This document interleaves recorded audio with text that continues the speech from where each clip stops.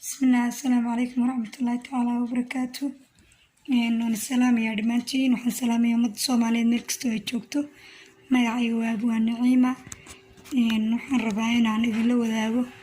maaso aan u tiriyay hooyaday macaan wana buraanbur marka sidaan bay leedahay. macaantii i dhashayey maama sharafsaney macaaney hooyo jannada eebba kugu macsuun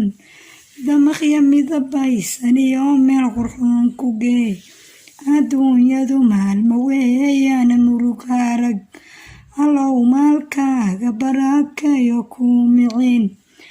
allow maalkaaga barakayo kuu miciin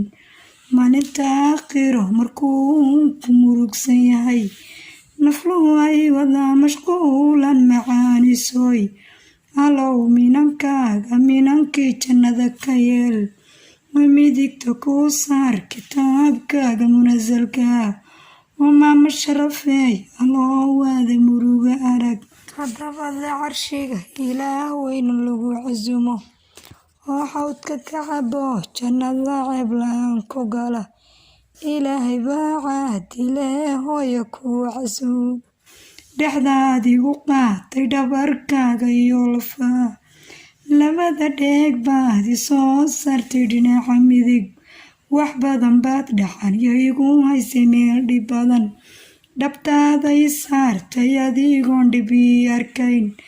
naskana ii dhiibtay adigoo isii dhunkaday hooyo dhooley allow waadan iga dhibtoon hooyo iga caloy abaalkaaga gudi ma karo hal maalin oo gow fakaday baanan gudi karayn mana goyn kare allow waanan naar ku galin markii sogodka la isgasho ciida la isku gumo gacalku way kala tagaan hooyo gacalisoy gurmad malaa'iga ilaahoo wagtaada gee goonyaha inta kaa maraan ku galbiya jannada oo hooyo gacaloy allow waada naarta gelin.